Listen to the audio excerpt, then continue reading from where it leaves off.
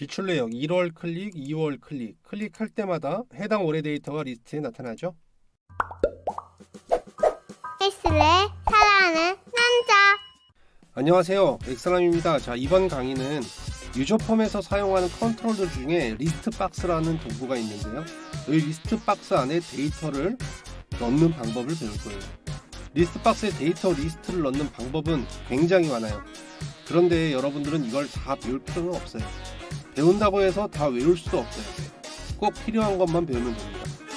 대표적인 방법으로 두 가지로 나눌 수가 있습니다. 리스트 박스의 속성을 사용하는 방법, VBA 코드를 사용하는 방법. 당연히 속성을 사용하는 방법이 더 쉽죠. 세부적으로 VBA도 여러 가지 방법이 있습니다만 쓸데없이 많은 방법을 배우는 것보다는 꼭 필요한, 많이 사용하는 방법을 배우는 게 좋겠죠. 오늘의 강의 첫 번째는 리스트 박스의 속성만으로 아주 쉽게 데이터를 넣는 방법. 두 번째는 속성 사용하는 아주 쉬운 방법이 있는데 VBA로 꼭 넣어야 돼? 어떤 경우에 사용해? 어떻게 해야지 쉬워?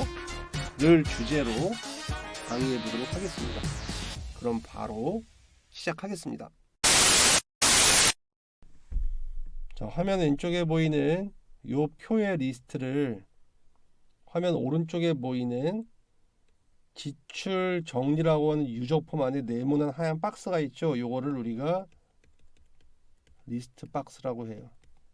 이 리스트 박스 안에 이 데이터를 넣는 방법을 배울 거예요. 그러면 유저폼의 리스트 박스를 먼저 만들어야겠죠. 자, Alt F11 누르고 VBA 코드 창으로 들어와서 프로젝트에서 오른쪽 버튼 삽입에서 사용자 정의 폼을 만들죠. 적당한 크기로 넓혀주겠습니다. 자, 도구 상자에서 도구 상자가 안 보이시는 분들은 보기에서 도구 상자 클릭하시면 돼요. 이렇게 나올 거예요. 이 도구 상자에서 컨트롤들 중에서 마우스를 갖다 대면 목록 상자라고 하는 컨트롤이 있어요. 얘를 클릭해서 얘도 적당한 크기로 이렇게 그려주겠습니다. 그리고 나서 유저 폼의 제목을 변경해 줄게요. 제목을 변경할 땐 캡션에서 바꾸는 거예요. 캡션에서 지출 내역이라고 바꿀게요.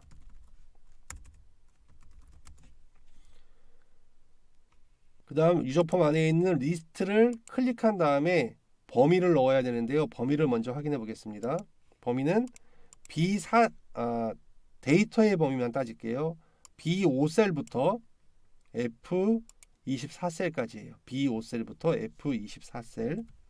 속성의 스크롤바를 밑으로 쭉 내리면 로우 소스라고 하는 게 있어요. 로우 소스에다가 B4셀부터 F24, B4셀부터 F24라고 범위를 직접 입력하고 엔터를 쳐보겠습니다. 희한하네.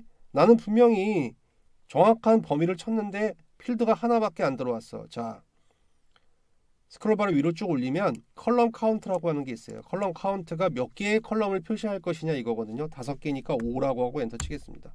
유저 폼에서 F5 눌러볼게요. 이런 식으로 표시가 될 거예요. 지출 내역이. 지금 근데 제가 범위를 잘못 잡았네요. B5부터인데 B4부터라고 해갖고 날짜까지 목록으로 들어와 버렸어요. 이러면 안 되거든요. 다시 Alt F11 누르고 들어가서 B4가 아니라 B5라고 변경을 하겠습니다. 리스트 박스 클릭하고 B4가 아니라 B5 엔터. 제목은 없어졌죠. F5 누르면 이렇게 리스트만 들어간 걸 확인할 수 있어요. 자, 얘를 가운데 정렬하고 싶다라고 할 때는 리스트 박스를 선택하고 쭉 내려서 제일 아래에서 조금 위로 올라오면 텍스트 얼라인이라고 하는 게 있어요. 얘를 센터로 해주면 각 필드의 가운데에 위치하게 됩니다. 유저폼 선택하고 F5 누르면 이렇게 확인되시죠? 네. 그 다음에 이 너비가 약간씩 좀 달라야 될 것 같아요. 얘는 조금 넓고 얘는 조금 좁고 얘는 넓고 얘는 좁고 이런 경우가 있겠죠. 지금은 뭐 우연히 한 번에 딱 맞춰졌지만 분명히 너비가 조금씩 다른 경우가 있을 수가 있어요. 이런 경우도 한번 해보겠습니다. 자, 너비를 지금 전체의 리스트 박스의 너비가 얼마인지 알려면 밑으로 쭉 내리면 제일 아래에 너비가 나와 있어요. 위드에 378 정도라고 나와 있네요. 얘를 400으로 우리가 맞춰주고요. 일단 그리고 유저 폼을 거기에 맞춰서 조금 넓혀줄게요. 이렇게 조정해주고 나서 자, 얘가 100이고 50이고 100이고 50이고 100이다. 이렇게 한번 조정해 보죠. 그럼 정확하게 다 합친 값이 400이 되겠죠. 그 조정하는 방법을 알려드리는 거예요. 자, 위로 쭉 속성창을 올리면 리스트 박스가 선택되어 있어야 돼요. 선택되어 있는 상태에서 쭉 올리면 컬럼들의 너비를 설정하는 컬럼 위드스라는 게 있어요. 얘를 100 세미콜론 50 세미콜론 100 세미콜론 50 세미콜론 100으로 이렇게 세미콜론으로 구분해서 필드 개수만큼 숫자를 써주고 엔터를 치게 되면 너비가 조금씩 조정된 게 보일 거예요. 얘가 더 제일 넓고 좁고 넓고 좁고 넓고 이렇게.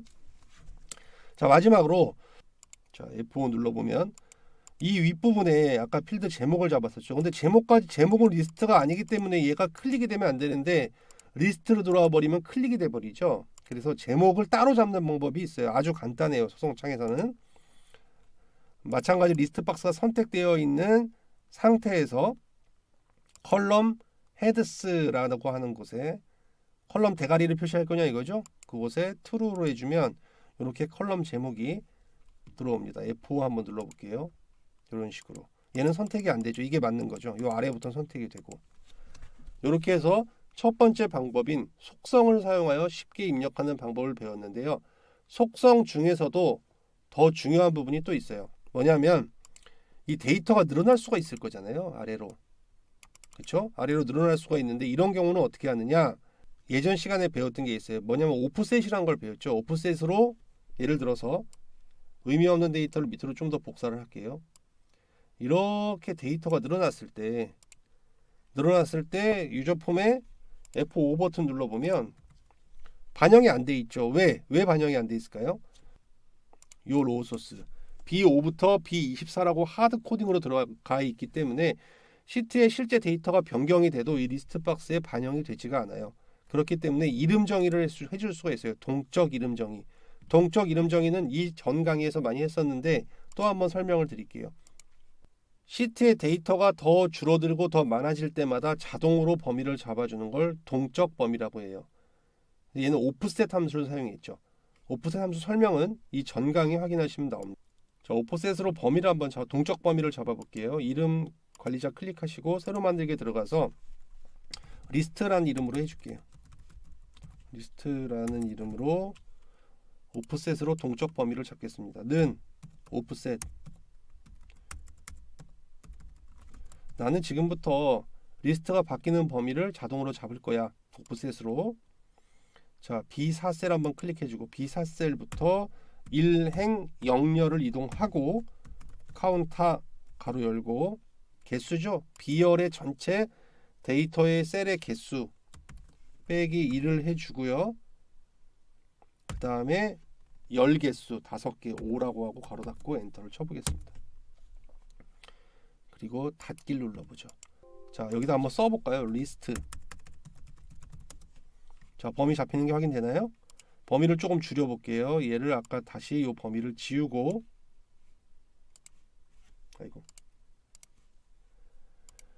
모두 지우기 한 다음에 다시 리스트 한번 검색해 볼까요? 조회가 되죠. 이만큼 지워볼까요? 지우기 모두 지우기 하고 그럼 얼만큼 데이터로 잡느냐? 리스트. 자, 실제 데이터가 있는 곳까지만 데이터로 잡죠. 근데 보통 이름 정의하면 여기에 나오는데 왜 안 나오나요? 자, 수식을 사용해서 이름 정의한 건 여기에 보이지가 않아요. 하지만 여기 입력을 하면 동작은 합니다. 수식에서 이름 관리자에서 이전에 했던 오프셋 함수를 가지고 동적 범위를 잡아서 그 리스트라고 하는 동적 범위 잡은 것을 이제 리스트 박스에 넣어 볼게요. 쭉 내리면 요 로우 소스라고 하는 곳에 리스트라는 이름을 한번 넣어 볼게요. 엔터 치고 자, 동적 범위는 설정을 했고 데이터를 조금 추가를 해 볼게요. 데이터를 이만큼 복사해서 더 추가가 됐다. 이 상태에서 Alt F11 누르고 다시 F5 버튼 누르면 데이터가 더 늘어난 걸 확인할 수 있죠. 데이터를 좀 지워볼까요? 데이터를 조금 지우고 지우기 모두 지우기 한 다음에 Alt F11 누르고 F5 버튼 누른다. 그럼 데이터가 동적으로 자동으로 변경된 걸 확인할 수 있죠. 자, 이렇게 해서 속성을 사용해서 데이터를 넣는 방법을 한번 배워봤어요. 자, 그 다음 이제 코드를 사용하는 방법을 한번 배워보도록 하죠. 자, 삽입에서 유저 폼을 하나 더 만드시고 똑같이 아까처럼 만들어줄게요. 목록 상자. 이번에 이름 정의하지 않겠습니다. 자, 이렇게 만들어주고 F5 버튼 그냥 눌러볼게요. 자, 아무것도 없는 유저 폼이 하나 또 만들어졌죠. 자, 여기에서 이 유저 폼을 더블 클릭합니다. 자, 유저 폼을 클릭했을 때 어떤 걸 할 거니 라고 하는 이벤트 창이 뜹니다. 여기 기존에 있는 이벤트 내용은 지워주시고 다시 위쪽 왼쪽 상자를 눌러서 유저 폼 한 다음에 클릭할 때가 아니라 이니셜라이즈라고 있어요. 초기화될 때. 무슨 얘기냐면 유저 폼이 처음에 실행될 때 나는 리스트 박스에 데이터를 넣을 거야. 지금부터 코딩을 합니다. 자, 실제 넣을 데이터에 마지막 행을 찾는 변수이고요. 실제 리스트를 받을 변수입니다. 저는 줄맞춤을 좋아합니다. 이렇게 줄 맞춰주고. 자, 그 다음 마지막 데이터는 어디를 잡고 하면 되느냐? B열 잡고 하면 되겠죠, 그렇죠? 마지막 행 번호는 range B 만 행부터 위로 올라오면서 행번호, 이게 마지막 행번호다. 그러면 set list는 어떻게 되느냐? range B 5셀부터 F 마지막 셀까지다. 이제 이 정도는 제 강의 열심히 따라오신 분들은 쉽게 할 수 있어야 됩니다. 자, 그럼 이제 리스트를 한번 넣는 구문을 만들어야겠죠. 자, 나 자신 리스트 박스 점 나 자신 점 리스트 박스 1점 나 자신 점 리스트 박스 1점 로우 소스는 RNG 리스트 점 어드레스다. 이렇게 하면 돼요. 뭐 어려운 구문은 아니죠. 굉장히 쉬운 구문이에요.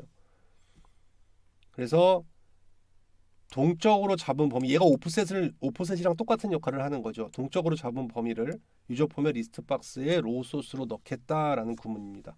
자, 한번 F5 눌러서 실행해 볼게요. 자, 뭐가 잘못되었나요? 기억나세요? 컬럼 카운트라는 걸 세팅을 안 했죠? 그럼 우리는 이제 컬럼 카운트를 세팅해 주면 됩니다. 다시 들어가서 필요 없는 건 지워주는 게 좋아요.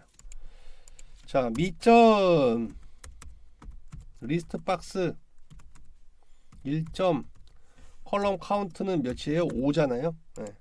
F5. 잘 보이죠?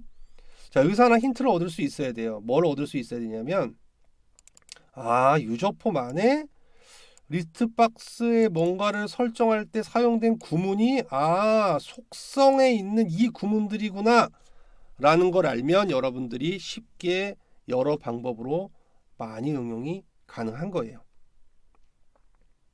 이해되시죠? 나머지는 더 구체적으로 하진 않고 여러분들이 한번 보고 가운데 정렬이라든가 이런 것들까지 해주면 되겠습니다. 이렇게 해서 속성을 사용하는 방법과 그리고 코드를 사용해서 리스트를 추가하는 방법을 한번 해봤어요. 물론 리스트를 추가하는 방법이 포문을 사용해서 한 줄 한 줄 넣는 방법이 있고 뭐 여러 가지 방법이 있어요. 하지만 이 두 가지만 알아도 두 가지와 시트만 잘 활용해도 여러분들이 실무에 사용하는 모든 리스트 박스는 다 만들 수가 있습니다. 잘 안 되는 거 있으면 단톡방에 남겨주세요. 자, 이제 과제물입니다.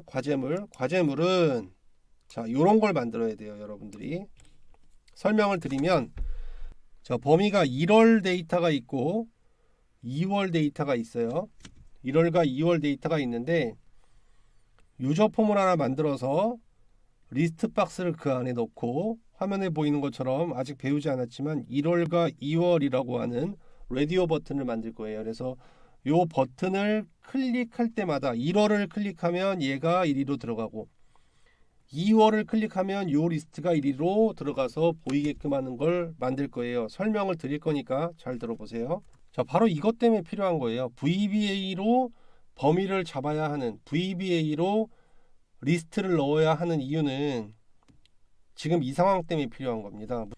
자, 일단 이 두 개에 대한 범위를 리스트 뭐 1, 2로 하시던지 여러분들이 원하는 이름으로 동적 범위를 오프셋 함수로 미리 만들어 놓으면 굉장히 편하겠죠.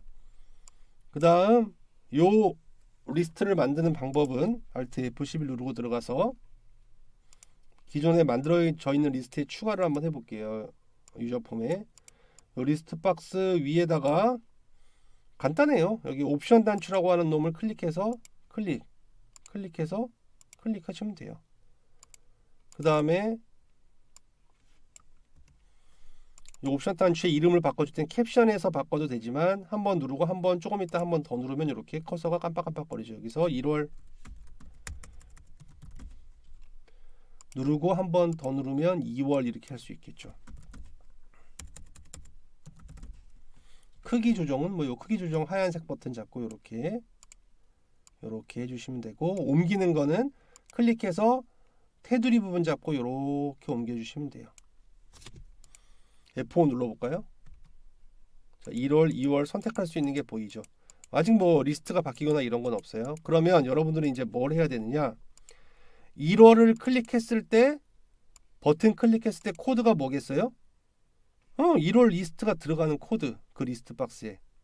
그 다음 2월을 더블 클릭했을 때 이 안에 뭘 넣으면 되겠어요? 그렇죠, 2월 동적 범위를 넣는 코드. 그래서 1월 코드와 2월 코드 넣는 걸 하시면 됩니다. 어렵지 않습니다. 지금까지 이번 강의에서 지금까지 배운 거 가지고 충분히 응용하실 수 있어요. 최소한의 코드는 제가 넣어서 첨부 파일로 올려드리겠습니다. 자, 강의 듣느라고 고생 많으셨고 저는 다음 강의에서 뵙도록 하겠습니다. 감사합니다.